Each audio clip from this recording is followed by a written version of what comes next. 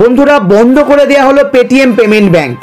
আরবিআইয়ের নির্দেশ অনুযায়ী 29 ফেব্রুয়ারি থেকে সম্পূর্ণ বন্ধ হয়ে যাবে পেটিএম পেমেন্ট ব্যাংক ও পেটিএম অ্যাপের কিছু গুরুত্বপূর্ণ সার্ভিস।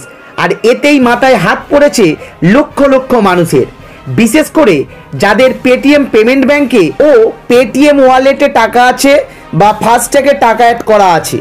তো কিভাবে এই টাকাগুলো তুলে নেবেন, কেনই বা বন্ধ হলো পেটিএম, এই বিষয়ে আরবিআই কি বলেছে এবং পরবর্তী স্টেপ আপনাদের কি হবে, এই ভিডিওর মধ্যে আমি বিস্তারিতভাবে আপনাদের জানিয়ে দেব।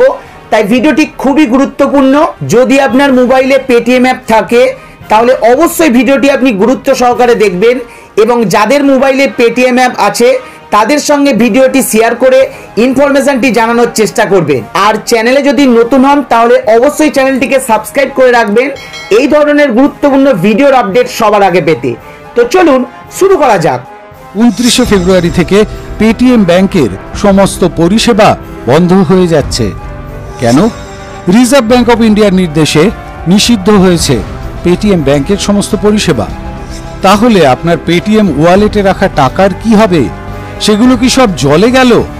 এই নিয়েই এই ভিডিও। আরবিআইয়ের ঘোষণার পরই চিন্তায় পড়ে গিয়েছেন লক্ষ লক্ষ পেটিএম গ্রাহক। শুধুমাত্র পেটিএম পেমেন্টস ব্যাংকের পরিষেবায় নিষিদ্ধ হবে, নাকি পেটিএম অ্যাপ ব্যবহারকারীদের উপরও এই নিষেধাজ্ঞার প্রভাব পড়বে? এই প্রশ্নের উত্তর খুঁজছে মানুষ। অনেকের মনে নানা রকমের প্রশ্ন জাগছে। জেনে নিন পেটিএম পেমেন্টস ব্যাংকের নিষেধাজ্ঞা এবং এই নিয়ে প্রতিটি প্রশ্নের উত্তর। পেটিএম এর মালিক 197 কমিউনিকেশনস। তাদের দুটি পরিষেবা, পেটিএম অ্যাপ ও পেটিএম পেমেন্টস ব্যাংক। আরবিআই নিষেধাজ্ঞা আরোপ করেছে পেটিএম পেমেন্টস ব্যাংকের পরিষেবায়। কেন নিষিদ্ধ করা হলো পেটিএম পেমেন্টস ব্যাংককে? 2022-এর 11 মার্চ পেটিএম পেমেন্টস ব্যাংককে নিষিদ্ধ করে ভারতীয় রিজার্ভ ব্যাংক। সেই সময়ই আরবিআই পেটিএম পেমেন্টস ব্যাংককে নতুন গ্রাহক নিতে বারণ করে। সেই নিষেধাজ্ঞা এখনো বলবৎ আছে। পেটিএম পেমেন্টস ব্যাংককে তাদের সম্পূর্ণ আইটি সিস্টেম অডিট করতে বলে আরবিআই। এই অডিটে বেশ কিছু ত্রুটি ধরা পড়ে।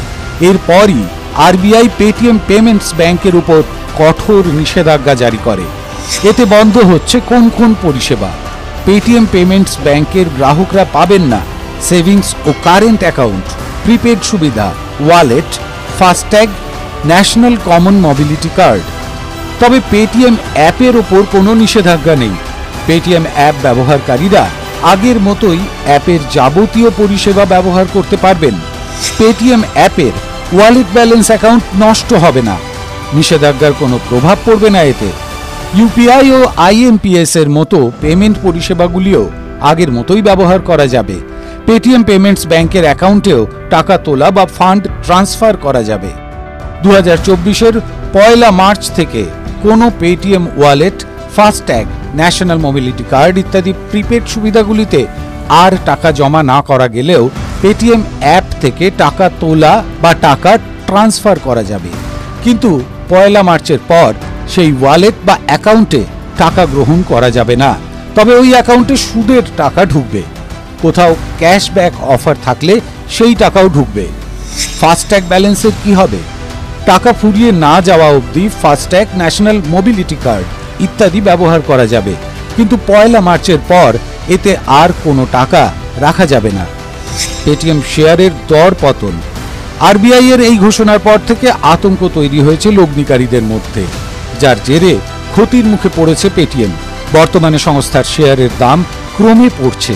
বাজার বিশেষজ্ঞদের অনুমান পেটিএম এর 450 কোটি টাকা পর্যন্ত ক্ষতি হতে পারে। বৃহস্পতিবারই পেটিএম এর শেয়ার দর 20% পড়েছে। বলছে পেটিএম পেমেন্টস ব্যাংক বলেছিল আরবিআই এর নির্দেশাবলী মেনে চলার জন্য তারা অবিলম্বে পদক্ষেপ গ্রহণ করবে। তারপর সংস্থাটি আরও বলেছে লগ্নিকারীদের বিনিয়োগ সুরক্ষিত রয়েছে। পেমেন্টস ব্যাংককে আরবিআই এর সাম্প্রতিক নির্দেশাবলীর প্রভাব পেটিএম মানির কর্মকাণ্ডে পড়বে না।